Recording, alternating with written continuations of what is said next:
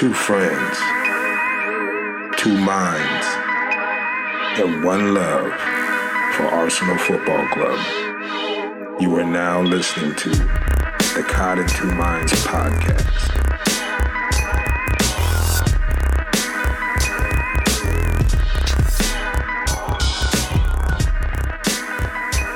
Yeah, big baby.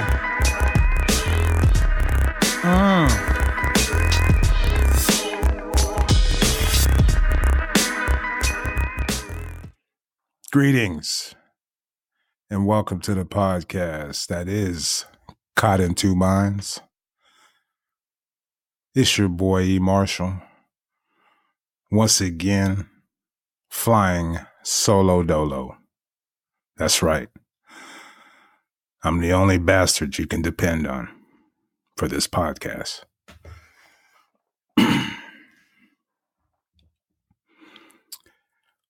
My co-host, Fitty Mac, will not be joining us this week. And for those of you who would like an update on the International Man of Mystery, he is back in California. He is back at his home in Oakland, California. Yes. He's unable to do the show today because he has some things he needs to get into, quote unquote. And by get into, I'm guessing he means a bottle of bourbon or some cigarettes. Who knows? But I can assure you, God willing, he will be on the podcast next week. We have a surprise for you guys. And I'll leave it at that right now. Just give you a little teaser. Now let's get into the horror show that was Arsenal against Nottingham Forest. FA Cup game. I don't know, third or fourth round. I don't know. But I'm sure the smartest person on Twitter will tweet me and tell me which one it is. Me, I could give a shit about things like that. I don't waste my time. All I know was an FA Cup game and Arsenal played today. And more importantly, we played like shit and we lost 4-2. Me, I wasn't surprised. You know, I go into these games like a battered woman. That's what the relationship with me and Arsenal has come to. I'm broke down. I watch, I support. Every now and then I get a little happy. Like when Jack scored that goal midweek. Man, I was so excited. It took me back. But for the most part, I'm in a relationship with an abusive husband. And in this case, it's an old ass Frenchman named Arsene Wenger.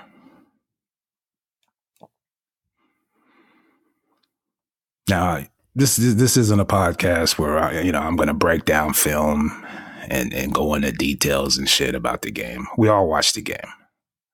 Just going to give you some of my opinions on it, in case you didn't know how the show goes. So let's get to it.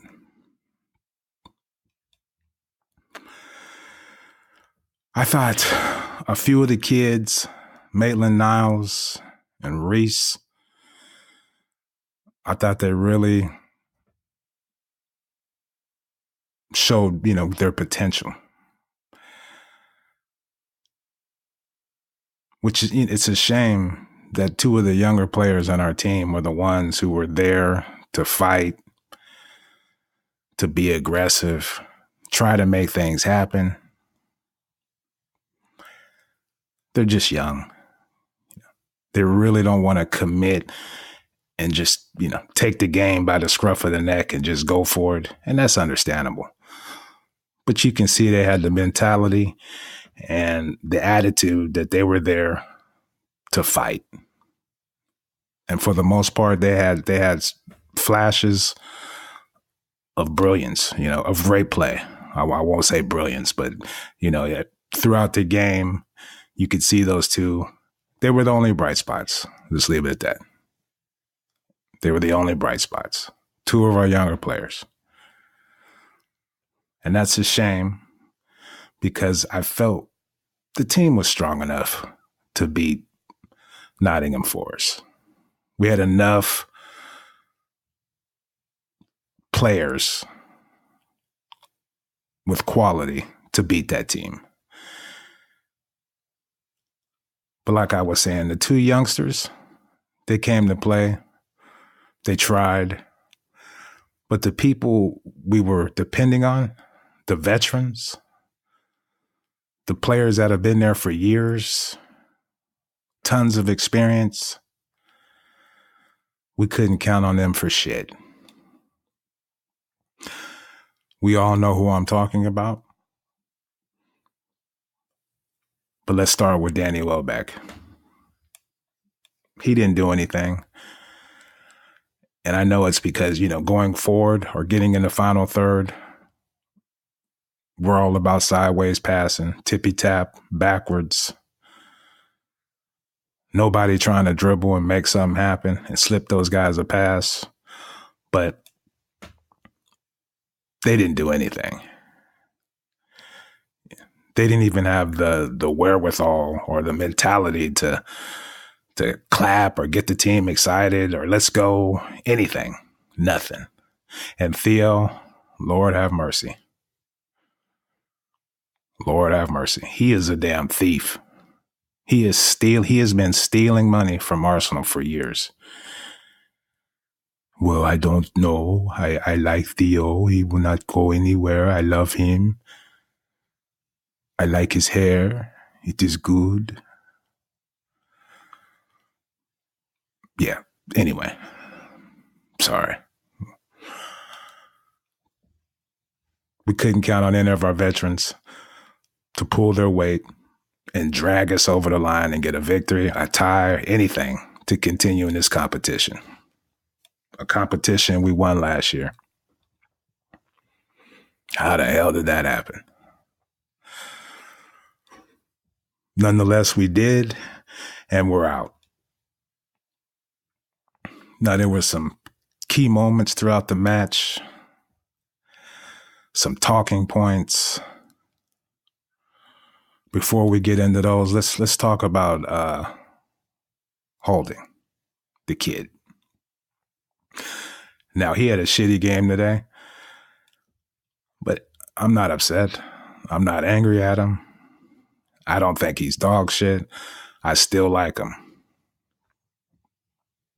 You have to, before we get into Holding, let's talk about Per. Okay? Let's talk about Per. Every year, they do a 100 meters, a 100-meter dash with all different age groups.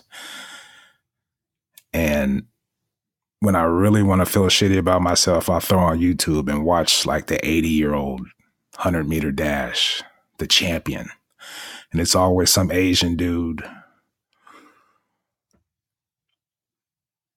I think somebody from Japan won. Yoshiki Yakamoto Yakasaki he's 80-something years old and he ran the 100 meters in like a minute and 15 seconds. That's pretty impressive. That shit's hella funny to watch too. But anyway, I'm thinking about starting a GoFundMe page, doing something for charity. I've already reached out to Yoshiki's social media people, trying to put something together where him and Per race. There will have to be some stipulations, I haven't really thought too much about him in detail, but I was thinking maybe giving Purr a 20-meter head start against this old Japanese dude. The length of the football pitch, do a race for charity, and just watch this old Japanese man whoop Purr's ass. Just walk him down. That's how slow Purr is. Now, what does that have to do with Holding? Holding's playing center back right next to Purr. And you know, like I always say, everybody needs to get on Purr's page. Purr's not stressed out about shit. Purr knows he's slow. He's been slow. Purr's like, why the fuck am I starting? I can't be out here messing with these people. Nonetheless, he's out there. And Holden is basically playing center back for two people. You got to keep your head on the swivel. You got to back up Purr. You got to make sure Purr's not going to get beat. You got to watch Purr's side. You got to focus on your side. It's a lot for a young center back learning his trade. And it all came to a boil today. Now, I will blame some of this on Wenger. I thought last year the way he handled the kid, he was putting him out there a lot. He was able to gain some confidence, get accustomed to playing at that level, and it paid off. He had some good performances. This year, not really playing him as much. And when you do, you throw him out there with Purr. You know, you gotta have some games under your belt when you're playing center back with Purr. You got to get used to it. You got to get on Purr's page. And like I said, it all came to a boil. He was frustrated. He gave up the penalty.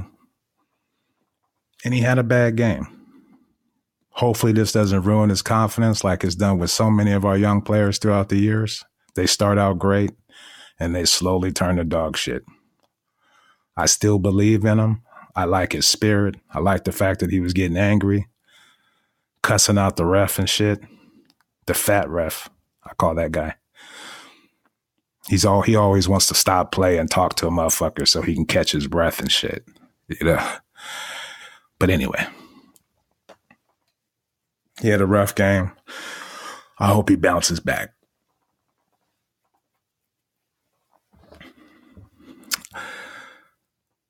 Now let's get on to the next talking point. That's going to be the penalty Debussy gave up. To me, it was kind of a soft penalty. It looked like he got the ball first, but we all know you can't dive in on a tackle like that in the box, especially with the fat ref in the game. You give him a perfect opportunity to stop play, get his breath, wipe the sweat off his brow, you know, get some water. You can't give him a chance to stop play. He gonna stop play. That was a nice little long rest for him. He got to chill.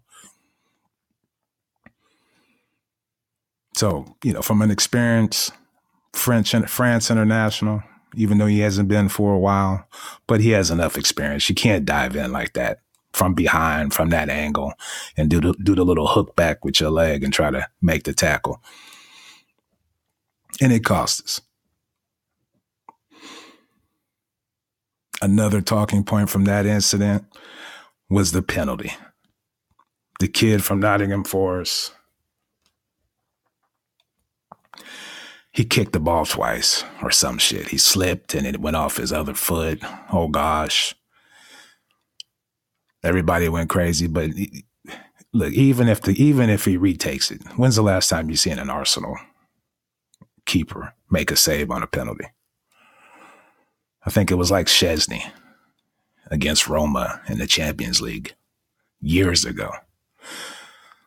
So he just would have taken it again and made it.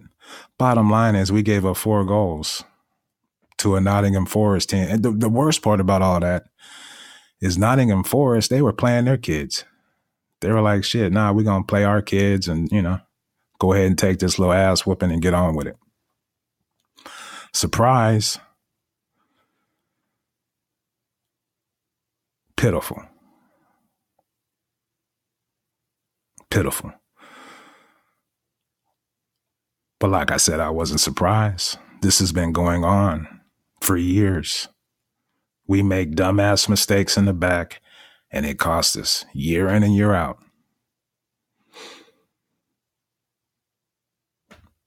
But what does everybody want?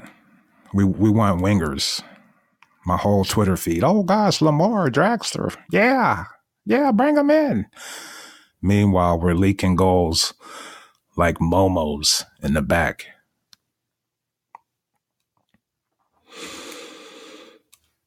Let me just chill. But anyway, regardless, we lost. We're out. Now we can focus on Europa League, I guess. And the Carabao Cup. But you know, we got a home and away against Chelsea. So it's a two-legged tie. We gotta beat those fools. Anyway, disaster. That's enough. That's enough about the FA Cup and that game. I'm done. What I want to talk about now is, what does it mean to be a big club?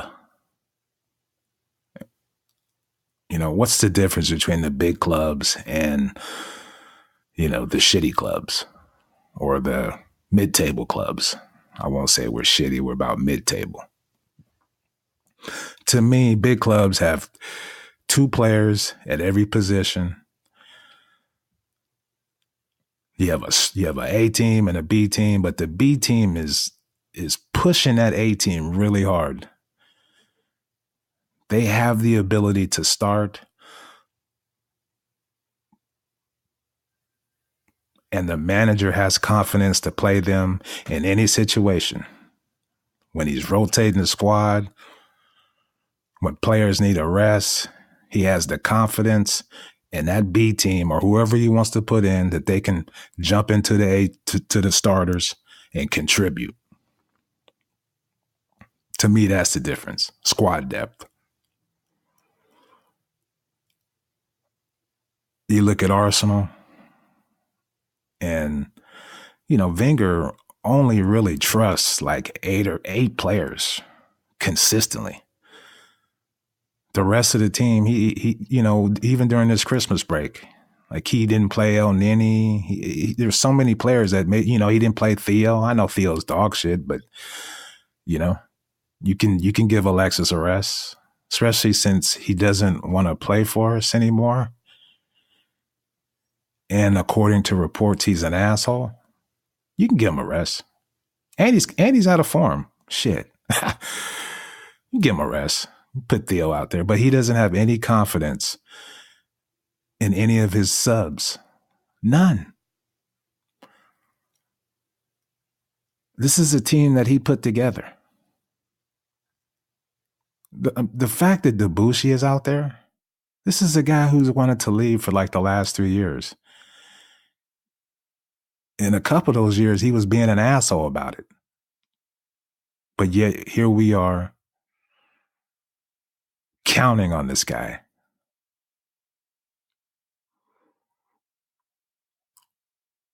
Look at the Alexis situation. I tell you what, if we don't get any money for him, I think that's going to be the straw that breaks Kroenke's back. Because you know about those American owners. They want that money. They could give a shit about titles, any of that shit. They want money.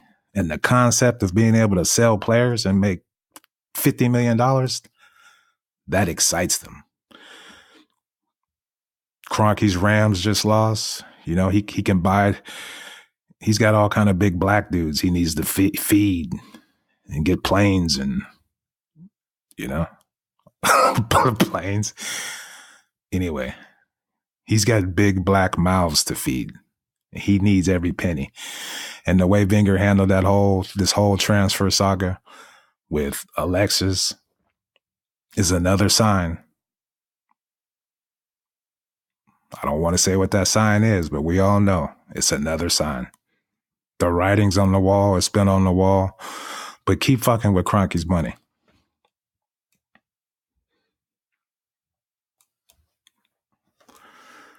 So, yeah, we're a mid-table squad. We're not a big club. We haven't been a big club in a long time because of our squad depth. Because of the fact that the squad that Wenger has assembled, he has no faith in half the team. You know, you start to wonder about the injury situation at Arsenal and why does it continue to happen? Hello?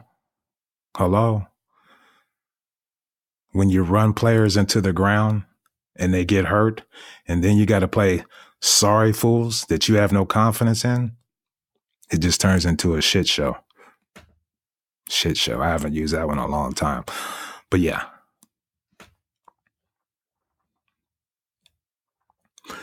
That's enough of that. The next thing I want to discuss is the most glaring example of Wenger's demise is the lack of player development.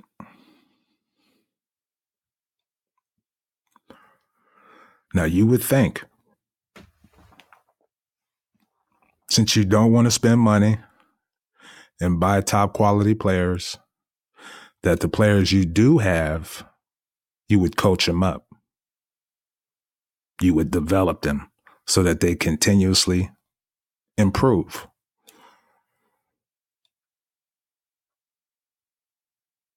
You know my theory. If you're not already world class, you will slowly turn to dog shit under Wenger's watch. And we can go down the line. I'm not going to do it again. But to me, that is the biggest sign of he's completely lost it. We're not developing these players. Young players, they show signs of potential. They get a few starts. Everybody gets excited. And then they just slowly turn to dog shit. All right, screw it. Let's go down the line. Denilson, Vela, Gibbs, Theo, Oxlade-Chamberlain. Shit, Holden now. Bellerin.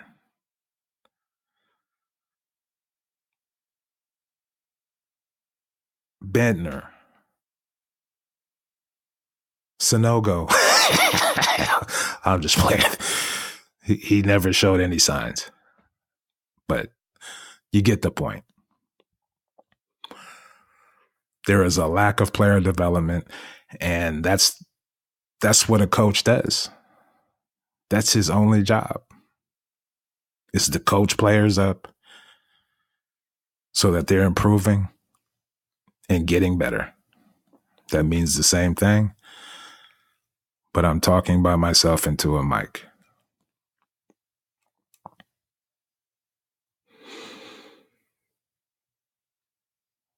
It's a shame. It really is a shame. Now, a close second to that is all off the field stuff. Contract talks, players leaving, man management, having your team prepared to play, building confidence, not playing your young players out of position because you didn't buy enough players, or you don't trust the players that can play in that position because you have no confidence in them. All these things are what actual coaches do. And when you look at Arsenal, you don't see that. That falls on Wenger. This has been going on for a long time, but you're really starting to see it now. There is hope for Jack. And there is hope for Ramsey. If he would stop doing them little back heels and all that bullshit. But yeah, there's hope for those two. But everybody else is just slowly turning to dog shit right before our eyes. And that's why we lose to Nottingham Forest's B team.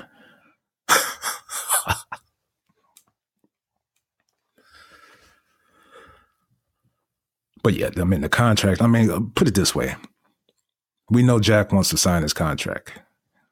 He's Arsenal through and through. Loves the club. He's been playing good. He's healthy now, showing he can play, consistently get a run of games. How come we can't get his contract signed and announced? I understand Alexis and Ozil, but this is a guy who wants to stay. He's playing better.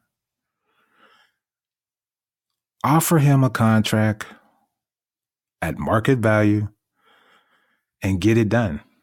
And if he doesn't sign that and you don't want to pay him anymore, that's it. It's over. But this constant round and round, this game we play is just showing that there's no planning. It's a mess. But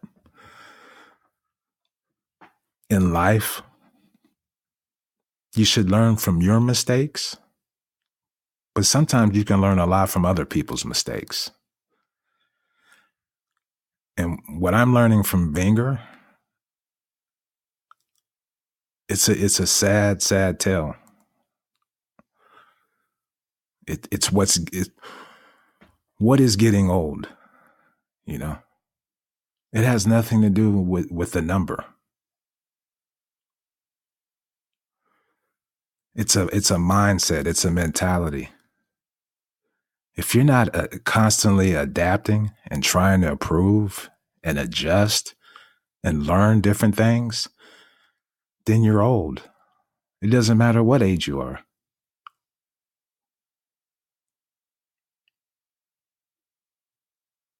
We have to always be on a quest for self-improvement and just being open to new shit, especially when you see things crumbling around you.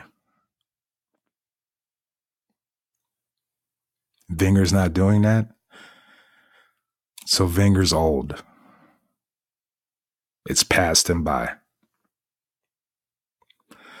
Do I respect him? Yes. Was he one of the main reasons why I started supporting this club? Yes. But there always comes a point in life. You know, when does a good coach become a bad coach?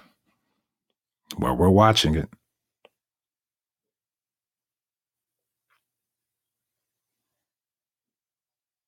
Adjust with the times.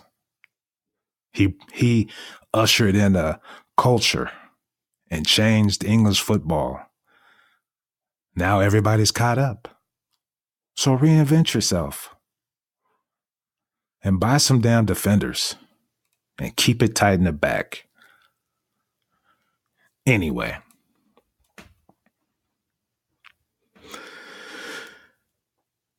I used to be sad about it. But now it's, it's whatever. But we can learn from it.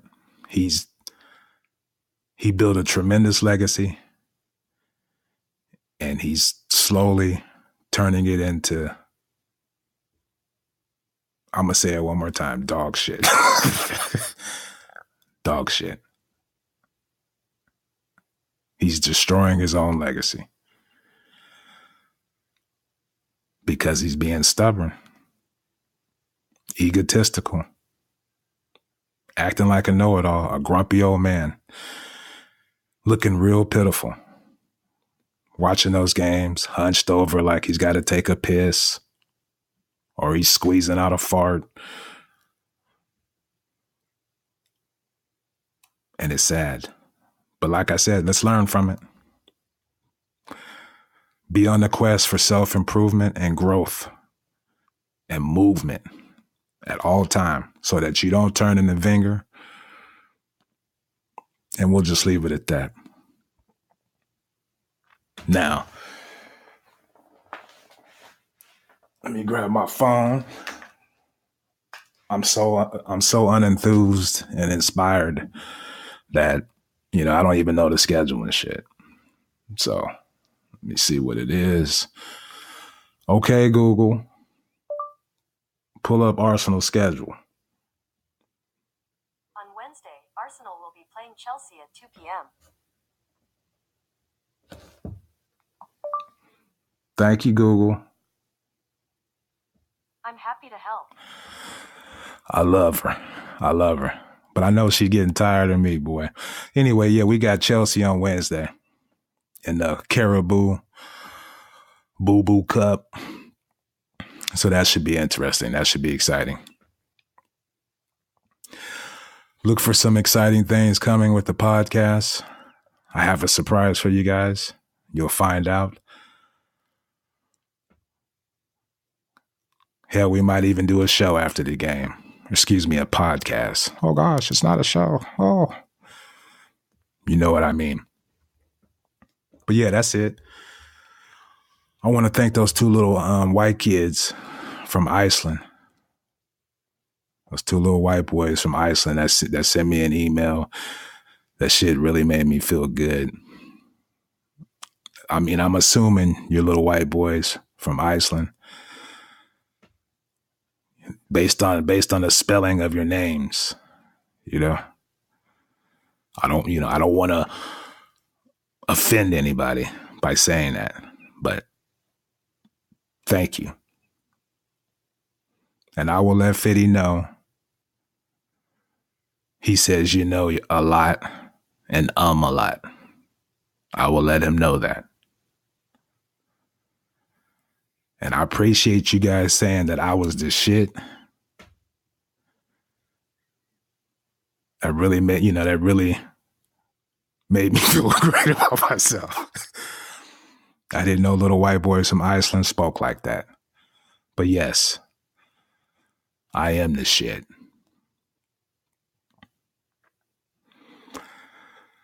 I would give y'all a shout out, but I don't know how to pronounce your names.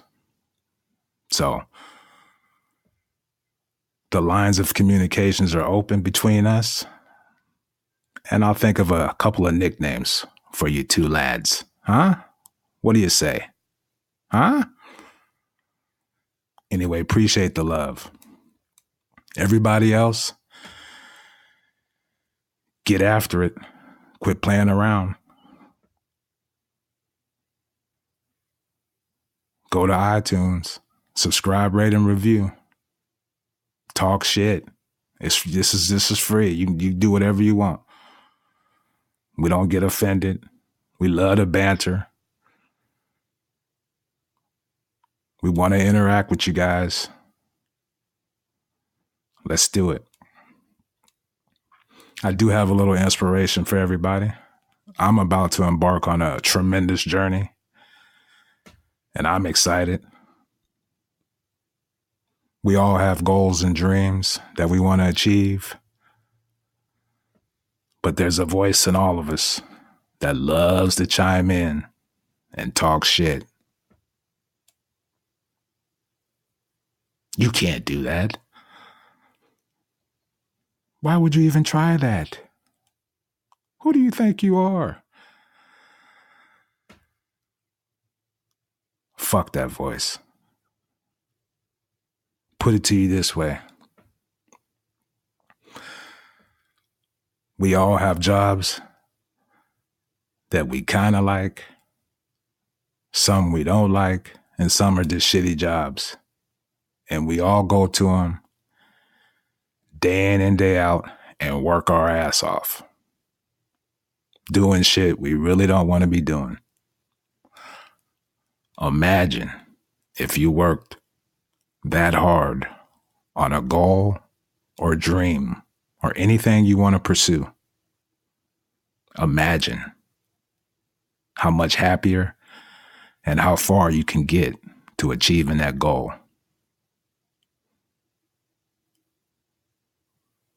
I think I'm going to cry. So with that said, get after it. And consistency is the key. And prove that voice wrong out of pure spite. One step at a time. It's all about movement. I believe in you guys. Thanks for the support. Email the show, citmpodcast@gmail.com. Hit me up on Twitter at @EMarshow, EMARSHO. And get on Twitter and talk shit to Fitty at Gunnar Rush. Tell him to get his shit together. Please, for me. Anyway, that's going to do it. Thank you guys.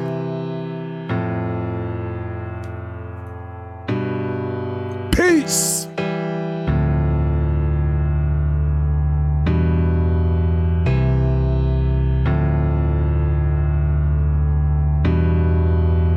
Thank you guys for tuning in to Caught in Two Minds. Please head on over to iTunes and subscribe, rate, and review the show. All feedback is much appreciated. If you would like to contact the show, drop us an email at citmpodcast@gmail.com. And be sure to follow us on Twitter at citmpodcast, at Gunnar Rush, and at eMarshall.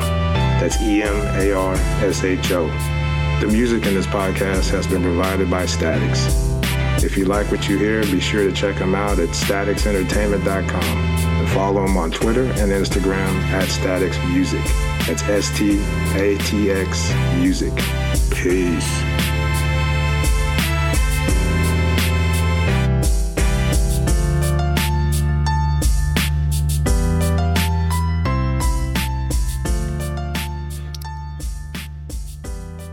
Okay, Google.